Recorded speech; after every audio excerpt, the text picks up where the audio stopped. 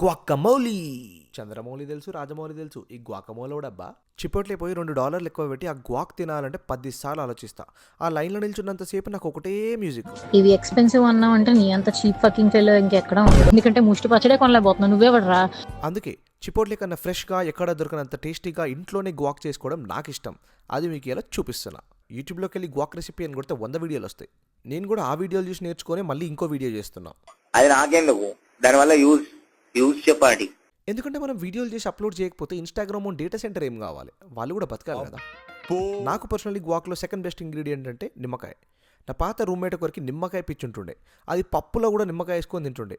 దాని పిచ్చే నాకంటుకుంది. ఇక హెల్త్కి మంచిదని చెప్పేసి నేను స్పెషల్గా వెతికి మరి సూర్యుడో బ్రెడ్ తెచ్చుకున్నా. అది సూర్యుడో చంద్రుడో కాదరా, సార్డో. ఒక ప్యాన్ అమెరికాలో బాబీ అప్రూవ్డ్ బటర్ వేసుకొని దానికి కొవ్వు కరిగినాక ఇంకో 3 బాబీ అప్రూవ్డ్ గుడ్లు కొట్టి అవి 70% హాఫ్ బాయిల్డ్ అంటే 35% ఉడికినాక బాబీ అప్రూవ్డ్ చీజ్ కూడా వేసుకున్నా. పెద్ద ఎగ్ పైన ఫుల్ చీజ్ నాకు, చిన్న ఎగ్స్ పైన హాఫ్ చీజ్ వేరేటోళ్ళకి. తెలివైన వాడివేరా నువ్వు. ఇక ఫైనలీ ఓపిక అయిపోయే టైంకి ఒక ప్లేట్ తెచ్చుకున్నా, అందులో ఒక టోస్టెడ్ బ్రెడ్ పెట్టుకున్నా, ఇంత గ్వాక్ వేసుకున్నా, దాన్ని బ్రెడ్ మీద అటు ఇటు రుద్దిన, సగం ఉడకబెట్టిన ఆమ్లెట్.